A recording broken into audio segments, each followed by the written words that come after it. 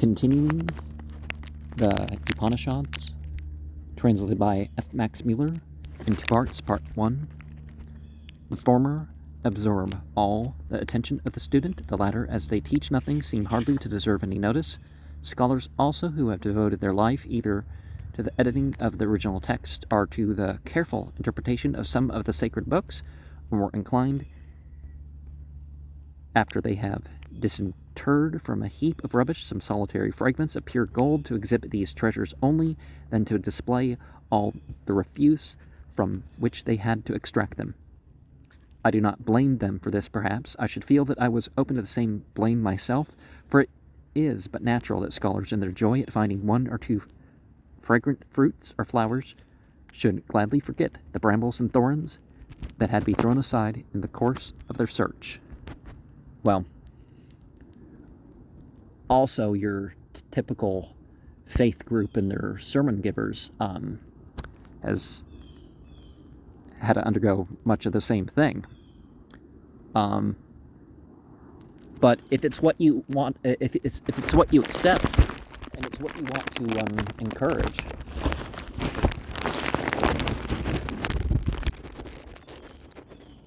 but whether I am myself one of the guilty or not, I cannot help calling attention to the real mischief that has been done and is still being done by the enthusiasm of those pioneers who have opened the first avenues through the bewildering forest of the sacred literature of the East.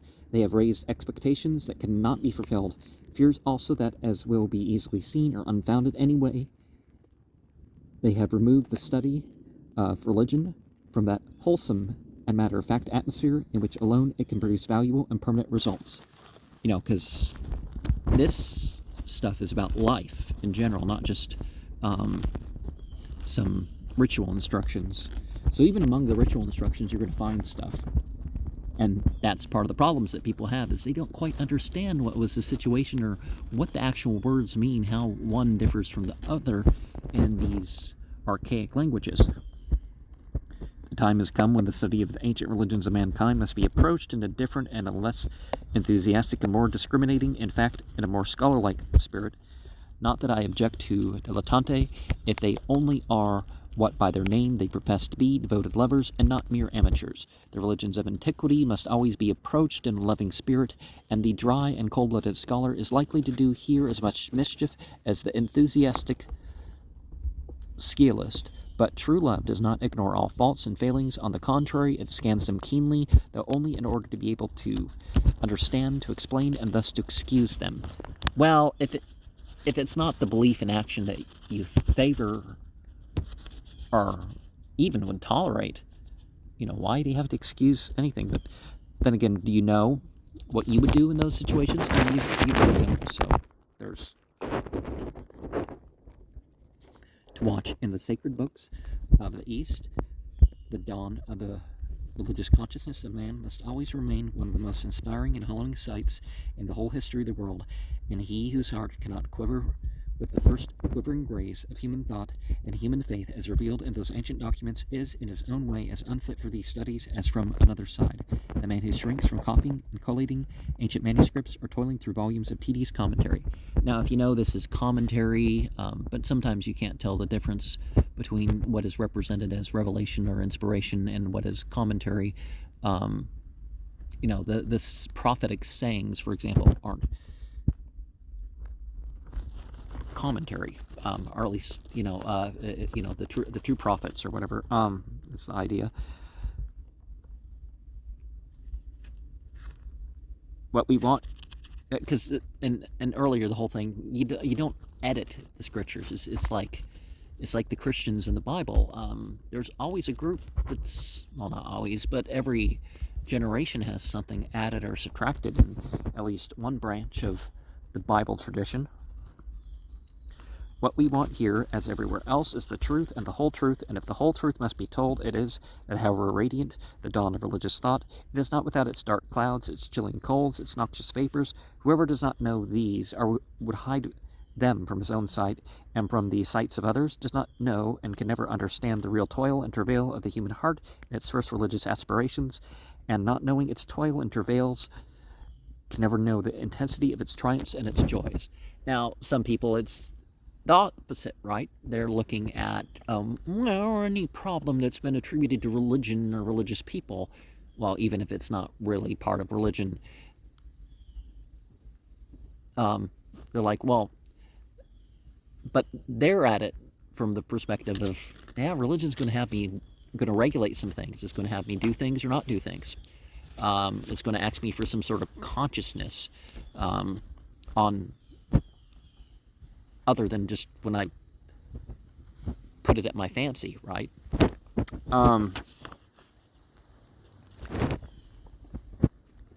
In order to have a solid foundation for comparative study of the religions of the East, we must have before all things complete and thoroughly faithful translations of their sacred books. Extracts will no longer suffice. And I say any extant book should actually be fully translated as much as possible. We do not know Germany if we know the Rhine, nor Rome when we have admired St. Peter's. No one who collects and publishes such extracts can resist. No one, at all events, so far as I know, has ever resisted the temptation of giving what is beautiful, or it may be what is strange and startling, and leaving out what is commonplace, tedious, or it may be repulsive, or lastly, what is difficult to construe and understand. See, and that's a lot of the problem, is that rather than understanding material and psychological, cultural differences don't form inherent differences, are just they don't know the specifics of the language, then some issues arise there. We must face the problem in its completeness, and I confess it has been for many years a problem to me, and to get a great extent is so still, and how the sacred books of the East should, by the side of so much that is fresh, natural, simple, beautiful, and true, contain so much that is not only unmeaning, artificial, and silly, but even hideous and repellent. This is a fact and must be accounted for in some way. To some minds, this problem may seem to be no problem at all. To those, and I do not speak of Christians only, who look upon the sacred books of all religions except their own as necessarily the outcome of human or superhuman ignorance and depravity, the mixed nature of their contents may seem to be exactly what it ought to be, what they expected it would be, but there are other and more reverent minds who can feel a divine afflatus in the sacred books, not only of their own but of other religions also, and to them the mixed character of some of the ancient sacred canons must always be extremely perplexing. I can account for it to a certain extent, though not entirely to my own satisfaction. Most of the ancient sacred books have been handed down by oral tradition for many generations before they were consigned to writing in an age when there was nothing corresponding to what we call literature. Every saying, every proverb, every story handed down from father to son received very soon a kind of hallowed character. They became sacred heirlooms, sacred because they came from an unknown source, from a distant age. They were a stage in the development of human thought when the distance that separated the living generation from their grandfathers or great-grandfathers was as yet the nearest approach to a conception of eternity, and when the name of a grandfather and great-grandfather seemed the nearest expression of God. Bishop Callaway, Unkulu, are the tradition of creation as existing among the Amazulu and other tribes of South Africa. Is what's being talked about. Hence, what had been said by these half-human, half-divine ancestors, if it was preserved at all, was soon looked upon as a more than human utterance. It was received with reverence. It was never questioned and criticized. I think it probably was, but there certainly was a group of people that felt it important to pass these things down for one reason or another, or one type of authoritative look or another. Some of these ancient sayings were preserved because they were so true and so striking that they could not be forgotten. They contained eternal truths expressed for the first time in a human language. Of such oracles of truth it was said in India that they had been heard, sruta, and from it arose the word sruti, the recognized term for divine revelation in Sanskrit. But besides those utterances, which had a vitality of their own, strong enough to defy the power of time, there were others which might have struck the minds of the listeners with great force under the peculiar circumstances that evoke them, but which, when these circumstances were forgotten, became trivial and almost unintelligible. A few verses sung by warriors on the eve of a great battle would, if that battle ended in victory, assume a charm quite independent of their poetic merit.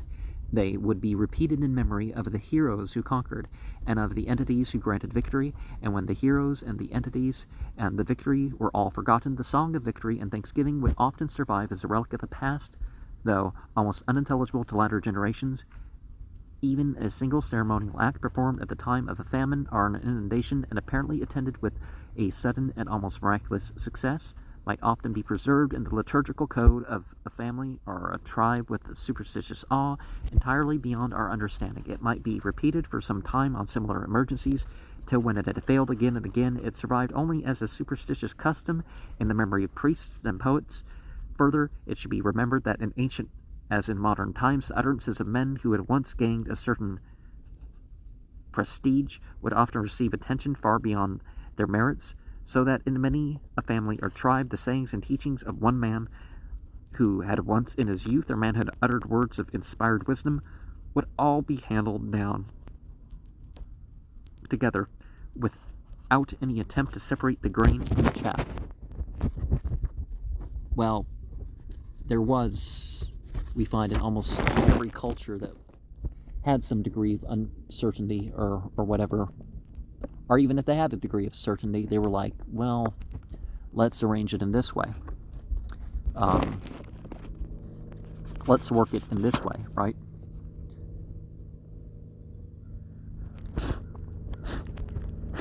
And things were left out.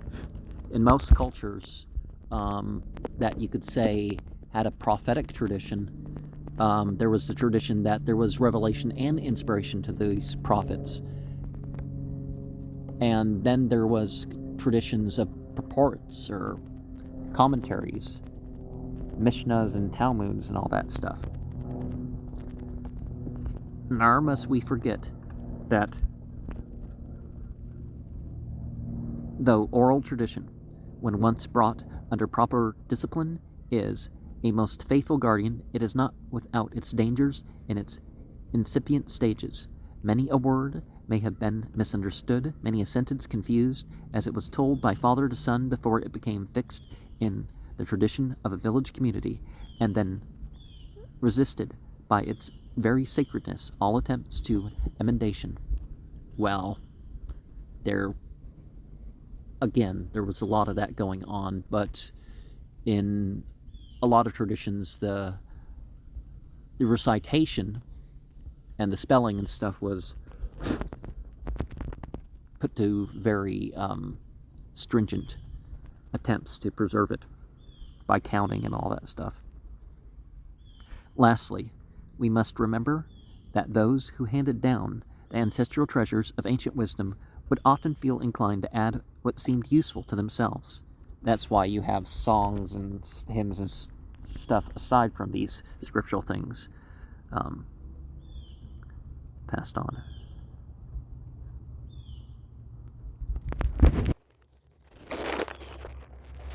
And what they knew could be preserved in one way only, namely, if it was allowed to form part of the tradition that had to be handed down as a sacred trust from generation to generation. The priestly influence was at work even before there were priests by profession, and when the priesthood had once become professional, its influence may account for much that would otherwise seem inexplicable in the sacred codes of the ancient world. Now, both outsiders looking at oral tradition and written tradition, we see that in modern times, or more modern times, if you want to put it that way, that things were actually recorded and arranged and stuff at times when people were consciously forming traditions. And nowadays we're in the age of recreating traditions based on knowledge, or representing them yet again. Recent influences at work, even whether a priest by profession, and when the priesthood had at once become professional, its influence may account for much that would otherwise seem inexplicable in the sacred codes of the ancient world. Isn't that the truth? Doesn't the Bible say don't trust HaKahanim with Scripture? Of course, the Cohens and the rabbis were the ones who wrote Tanakh and the books that weren't included. These are some of the considerations which may help to explain how, mixed up with the real treasures of thought, we meet in the sacred books with so many passages and whole chapters which either never had any life or meaning at all, or if they have, in the form in which they have come down to us, completely lost it. You must try to imagine what the Old Testament would have been if it had not been kept distinct from the Talmud.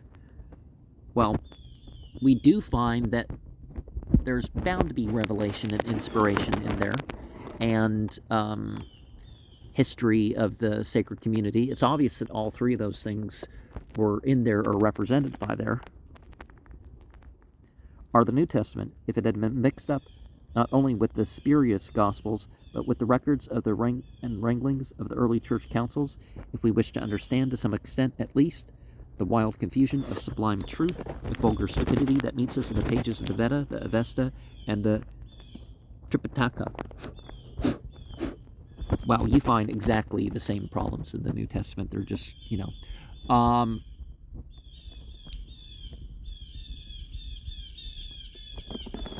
and honestly, there's over 10,000 Greek variants in the Bible. Whole chapters were added. So it's obvious the various monks and church officials were adding and subtracting things. We have the evidence for that. And we have the evidence around the time the Catholic Church was founded, a couple generations around that time, of some deliberateness of deciding on tradition rather than just handing down what they considered to be divine. The idea of keeping the original and genuine tradition separate from apocryphal accretions was an idea of later growth that could spring up only after the earlier tendency of preserving whatever could be preserved of sacred or half-sacred lore had done its work and wrought its own destruction. In using what may seem to some of my fellow workers this very strong and almost irreverent language with regard to the ancient sacred books of the East, I have not neglected to make a full allowance for that very important intellectual parallax, which no doubt renders it most difficult for a Western observer to see things and thoughts under exactly the same angle and of the same light as they would appear to an Eastern eye. Now, see, that's the thing. It's not one approach, it's the other approach, and if you the other approach with the other things with that approach,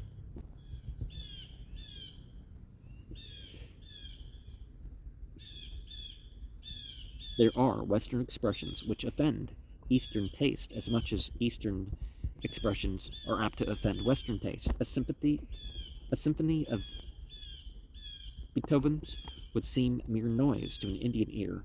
An Indian Samgita seems to us without melody, harmony, or rhythm. All this I fully admit, yet after making every allowance for national taste and traditions, I still confidently appeal to the best Oriental scholars who have not entirely forgotten that there is a world outside the four walls of their study, whether they think that my condemnation is too severe, or that Eastern nations themselves would tolerate in any of their classical literary compositions such violations of the simplest rules of taste as they have accustomed themselves to tolerate, if not to admire, in their sacred books. But then it might no doubt be objected that books of such a character hardly deserve the honor of being translated into English, and that the sooner they are forgotten the better.